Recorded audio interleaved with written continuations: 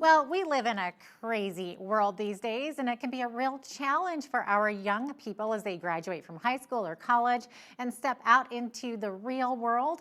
But what does it mean to be an adult anyway? And what kind of behavior should we be exhibiting? Joining me to discuss this is Josh Burnette. He is the owner of a Chick-fil-A restaurant in Yorktown, Virginia, and he's the co-author of the book, Adulting 101, Book 2.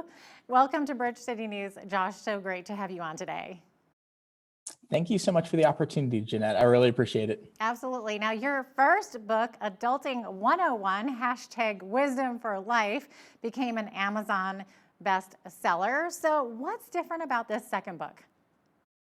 Sure. So the genesis of this whole project is, as a Chick-fil-A owner operator, I have the privilege to work with a lot of students. And I quickly discovered that there was a real need in their lives to teach some of the life skills that perhaps they may or may not have received at home, and saw a noticeable impact to the business as a result of lacking some of those skills. And so I had this opportunity to come alongside of some of these team members and teach them these skills. And over the years, realized that this was such a crucial element of what I was doing. I had a chance to be a part of their progression and maturing into an adult. I realized that there is a need for this in the workplace in general, and had the chance to write Adulting 101 with a dear friend and mentor of mine, Pete Hardesty. And so the first book that we wrote is all about what an adult does. So some of the hard skills. So it's how to buy a car, it's how to budget, how to get a job. And after the release of the first book, we were hopeful we would sell more than just a couple of copies to our mothers, and it took off. We had a chance to do all right with that. The publisher came back and asked for a second book, and we began the journey of what could this look like. And with that, we engaged those same students, and we discovered there was really a need for clarity around what healthy adulthood looks like. And so it was a lot more of the soft skills that come alongside of that, and that is what the why that a second book exists. Oh, that's amazing. What a niche to fill. And also, being the owner of a Chick-fil-A, you are hiring those really young students, like some of them 14, 15 years old, I'm sure. Some of them Absolutely. probably not even quite in high school yet. So today's millennials are typically highly educated. We're talking some of the older ones maybe, but it seems that they're missing some key life skill strategies and perhaps some good character traits, kind of like what you were saying. Now, Josh, you point out that nearly a third of young people also suffer from anxiety. That's a really high number. Yes. So I think there's a couple of things that are associated with that. There's a lot of young folks today that do struggle with anxiety, but it doesn't always have to go back to character traits that they did or did not learn. And for a lot of the young people, we are seeing the ramifications of how they were parented.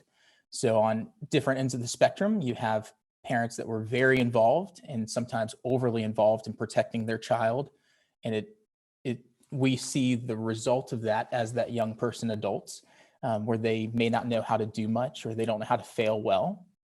And so being self-aware of that. On the other end, some of these students out of necessity grew up in homes where parents weren't as engaged or as involved. And because of that, they also are struggling to launch effectively because it wasn't modeled well. So what I'm running into is I have great-hearted young people that want to do the right thing, but really desire a model of what that healthy adulthood looks like. And that's what we hope to provide to them in book 2. That's great. Now, what advice do you have for the 20-somethings to enable them to mature and to overcome the tendency to worry so much and worry that they're not living in a state of anxiety constantly? The first half of the book is really geared around this model of knowing yourself and then leading yourself, and then knowing others and leading others. And by being able to do those effectively, we think that you will mature into a healthy adult. This is a great launching point, a great discussion guide for people to come alongside of those students and to really use this as a resource along that journey with them. But for a lot of the students I work with, a big piece of it's self-awareness. So they have a desire to be who they want to be, and you need to accept me for me. And what I try to share with them is being self-aware is so much more than that. It's really figuring out who you are in a deeper level and showcasing that for them so that they can launch more healthily into adulthood. So a lot of that anxiety can stem from not really knowing where their value comes from and trying to find it in all of these other areas that they think will give them life. Interesting. Now, one of the issues that you tackle in the book also is social media. And of course, that can be a huge source of anxiety for teens and young people. So many teens and millennials do spend so much time in front of a screen. So how does this affect them? And is there a way to rein in that screen time and become more inclined to do things face to face? I think that it extends far beyond just the current generation, millennials, that everybody is addicted to their phone on some level. Especially And it nowadays, doesn't, right? When we're all working absolutely from home. everything. Yeah, And school is on a screen now. And so it's exactly. very easy to be so absorbed into that world where we miss that human connection. So Pete and I, again, kind of provide some high level insight into, hey, here are some tips and tricks on how to use that screen time effectively, or how to really be able to push it away a little bit from what you're doing, whether it's there's a number of apps that can help you to turn off some of these social apps so that you're not on them scrolling mindlessly for a long period of time, and encouraging you to get outside and engage with other people.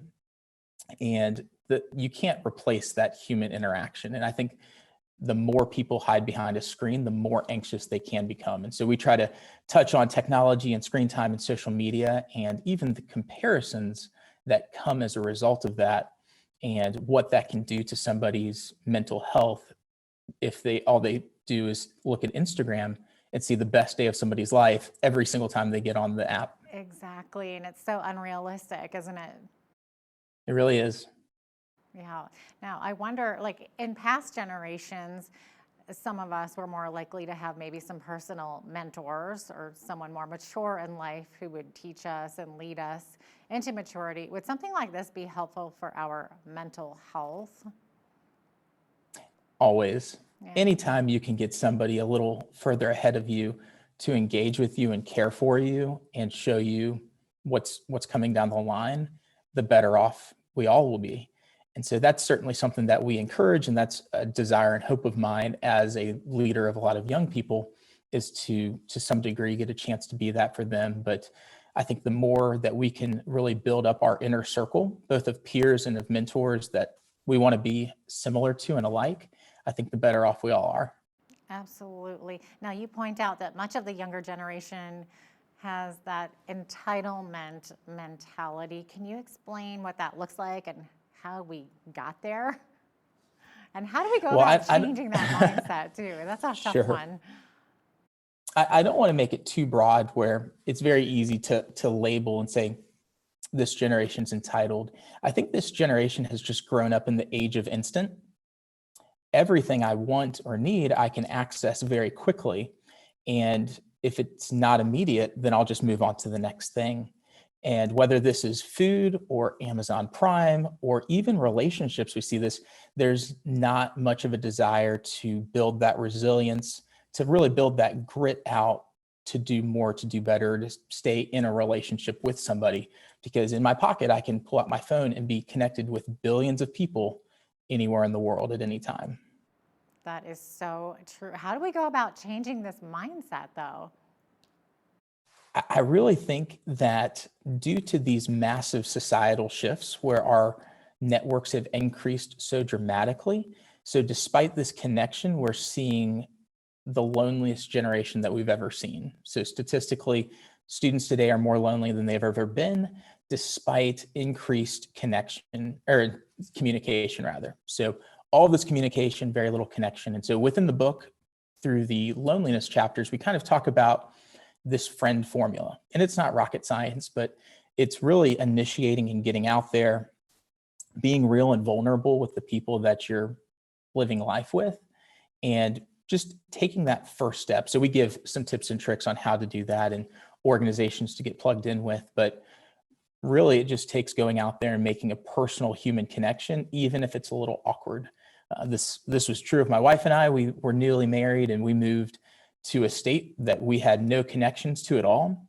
And so we didn't have family around, we didn't have any friends. And it was on us to get out and engage and find a place to be known and to find friends.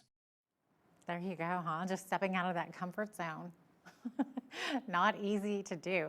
Now, you write that we need to know ourselves and know others because we live in a highly sensitive culture where our words and our beliefs are scrutinized. It's so true. And it's important to be aware of the changing culture, our choice of words, and who our audience is. That's a tough one, huh?